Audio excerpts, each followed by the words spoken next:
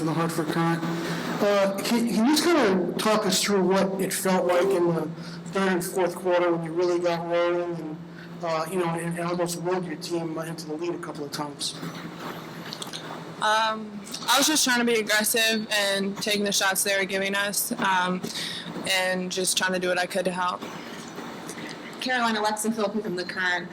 Coach has said before that you play in spurts, but in some ways it's good because if you don't have a good first half, then you're going to keep playing and you're not going to get down on yourself. Is that something that you take pride in or just have had over time just to be able to keep going and have a next play mentality?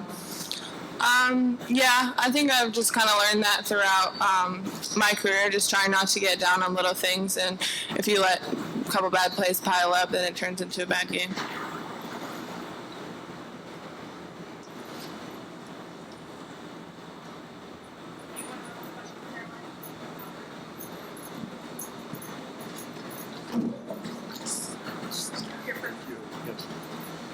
Caroline, Howard Mandel from the Next.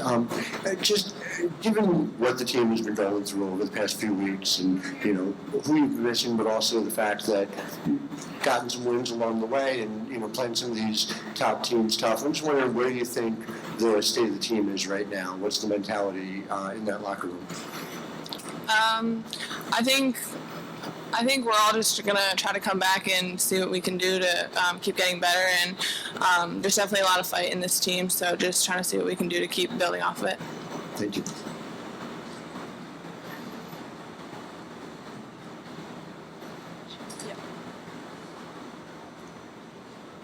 Hey, Caroline, just building off of Howard's question, I'm curious as to how you believe the half-court offensive flow maybe has improved since the Georgia Tech game? Yeah, I mean, that game we really had only had one practice without a bunch of people out, so I think just being able to play it more and do it every day in practice, I think, yeah, it's gotten better.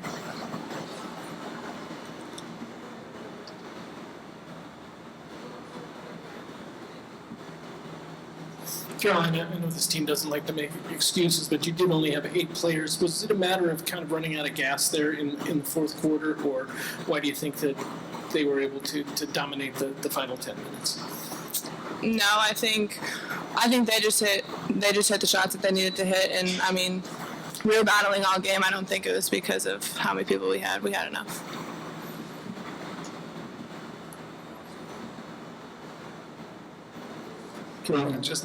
Excuse me, just in general, given the opportunity you've had and the minutes you've been playing, increasing every game, how comfortable do you feel versus, say, a few weeks ago? Yeah, I think just being out there, you get more comfortable. You're more comfortable playing with different people, and I think it helps in practice. And so, yeah, I definitely feel more comfortable out there.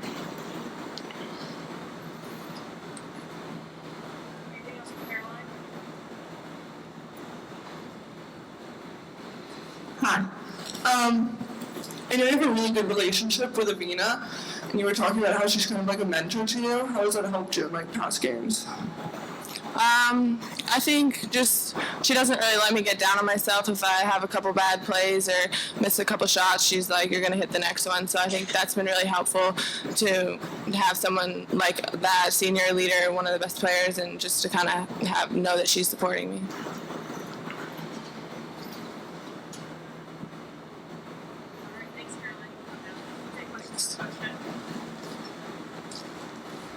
Coach, Caroline outscored your 3 seniors by herself, and at least one of them had a really awful game. What's going on there? Beats me. Huh? Yeah. I don't know. I don't know. Caroline's really good. You have an explanation?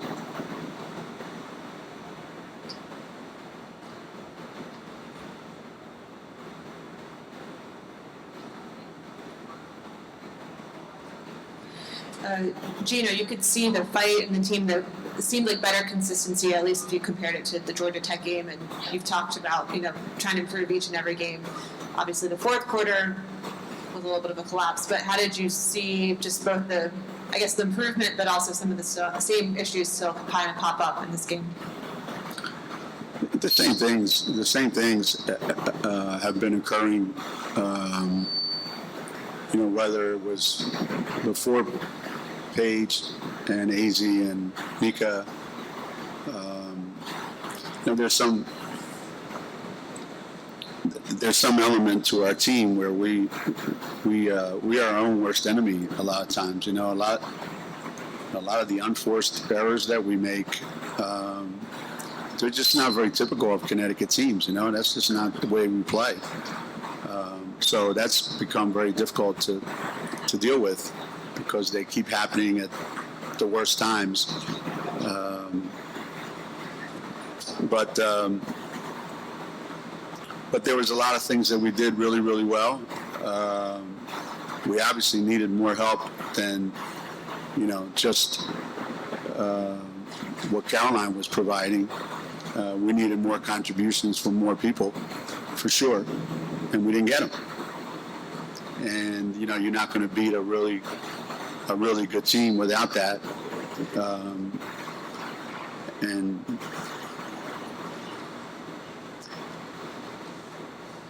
I wish I had an answer, but I don't. And I guess I'm supposed to have the answers, but I don't. I say the same things to Caroline that I say to everybody else, and Caroline takes it to heart and does it, and other people don't. And we can sustain it for long stretches, and then we can't, because you do need contributions from a lot of people. They made some huge shots. They spread it around a little bit, and we couldn't get enough spreading it around. So we'll get better. Yeah. How exactly did you believe Dorka was able to sort of continue the momentum going, today after UCLA? I mean, you mentioned she had a really good practice on Friday. Dorka's like a perfect example of what I'm talking about and what our team is. She'll go through stretches where she looks like the best player on the floor. And then she'll kind of need a breather, mentally, physically, whatever. But obviously we're starting to go to her more. Obviously we're starting to count on her more. And we're going to be counting on her even more as the season progresses. Because she's become really comfortable at practice, and she's become really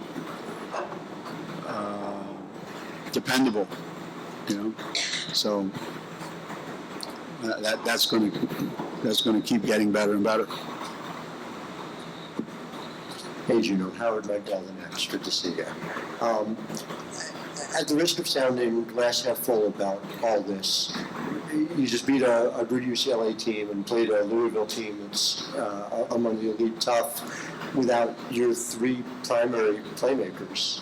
I mean, how much, I guess the two parts to this are, have you ever been in a position where all three of your primary playmakers are out at once? And how much of this is just a consequence of a thing that anyone would need to weather, to get to the other side? Yeah.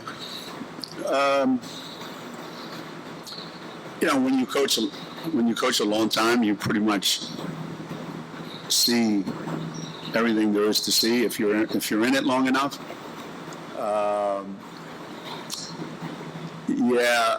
There's been times when we've been down to 6 players. They were the right 6, and it didn't affect us that much.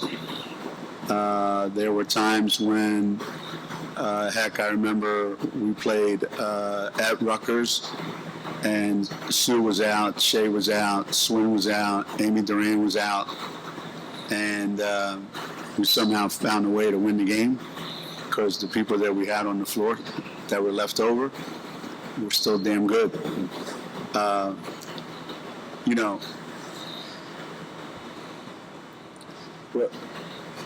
What's the worst thing? What's worse than having 3 post players that can't play because they're hurt? 3 guards. You could always figure out a way to put 5 guards out on the floor and figure out something. A lot of teams do that. We've done it. We did it in the Arkansas game. But when you're limited and your guard's got to play 40 minutes and it's wearing, and as I said, I don't think anybody's having pity parties for Connecticut, and I'm not like some other coaches that I've seen over the years sit up here and cry, because their team's getting their ass kicked after they've won so many games after all these years. We know what the reality is. We know what we're dealing with, and you show up, you play as hard as you can for as long as you can, and you hope that it's enough. And tonight, we should have won the game tonight. We did enough things to win the game tonight, but they made shots when they had to make them, and we didn't, and that was the difference. Geno, when you watch Caroline get an opportunity that maybe she wouldn't have had and do what she did with it today, I mean, is that a silver lining that you take out of this game that, hey, down the road, that's going to be another weapon that you might not have otherwise had? Yeah. Freshmen are funny, it's not so funny when they're still like that when they're seniors, but freshmen are funny in that it's all really, really, really good or all a real struggle. There's no in between a lot of times. And obviously, watching Caroline in practice, you knew that there's something pretty good about her. And the first scrimmage that we played against Boston College, she played a lot and played a game exactly like today. It was almost identical to today's game that she played. So this isn't by any stretch of imagination something new that we haven't seen. And now the trick is when we do get healthy, building on that and coming out and individuals being better and our team being better 2 months from now. So there's a lot of good to hold on to and a lot of things that you say, well, these things might not have happened if we had so-and-so and so-and-so and so-and-so. I don't like to say that because they might have happened anyway. I mean, hell, they happened in the South Carolina game, and we had everybody available for the most part. So there's some things that need to be addressed, and it's going to be ongoing. This isn't a 1 week thing or a 1 month thing. This is a season-long thing for us. Caroline went 40 minutes and, was asked to do a lot. As much as a physical toll on her, for her to be mentally tough enough to work through it, is that a sign of progress that maybe you wouldn't have seen a month ago? The one thing, if you say, well, what attracted you, like what made you want to recruit Caroline? I don't think it was her blazing quickness or her ability to get off her feet and play above the rim. So there was a mental toughness part that I find very rare in today's players. She has it. And then she has a sneaky way of getting points on the board. And so she's got that part.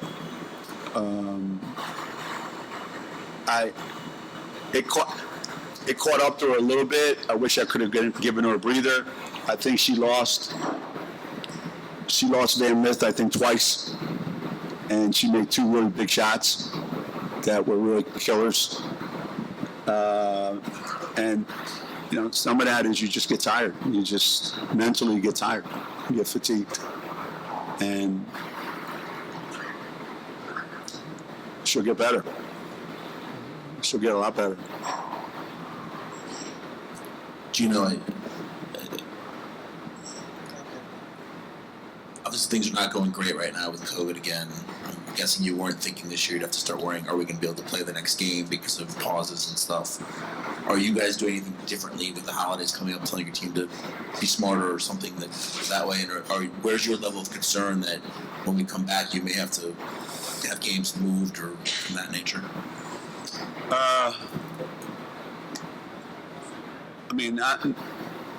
not to be, insensitive about it, because I think we've taken it about as seriously as anybody can take it. And we've done everything humanly possible in the last 2 years to help mitigate anything. And we've handled it great. But if we haven't gotten past that point, then we deserve it. We're our own worst enemy. If we're still dealing with this stuff 3 years later, and we're still talking about canceling games, then, what's the point? What's the point of even talking about basketball? So I'm going about it as business as usual for me. I do what I have to do. I take the precautions I have to take, but at the same time, I'm done.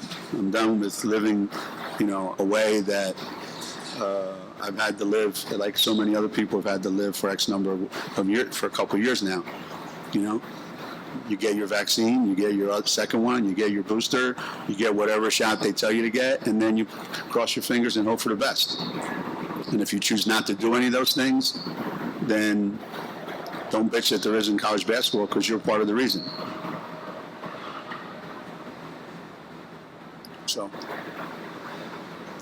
I also think we're in a different place, that if 2 or 3 kids or somebody, a coach or somebody, we can isolate them and still play. It's not like where we were, where one, you have one positive case in the program, the whole thing shuts down.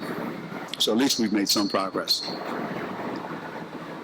Do you know what's your schedule for the players after they go home? When will they be back? And, and how much time will you get to practice before the 29th? And did you have a message for them for what you want from them when they're gone? Just to maybe to ignore everything for all I know.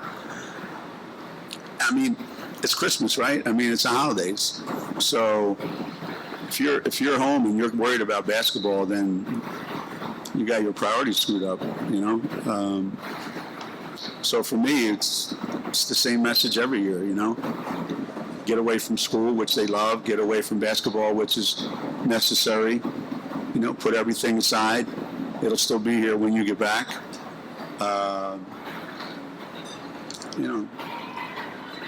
These breaks sometimes aren't long enough. You end up playing this particular game on the 21st or 22nd sometimes, and then you got to be back to 26th. So they're fortunate that they get a pretty extensive break, and they ought to take advantage of it. We got a couple kids flying tonight overseas. That's always an adventure, getting over there and then getting back. So there's a lot more things to worry about. The basketball will take care of itself, when we come back.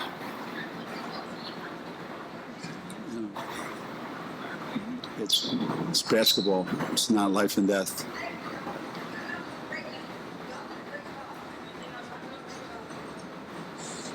Good. Thanks. Happy holidays, everyone.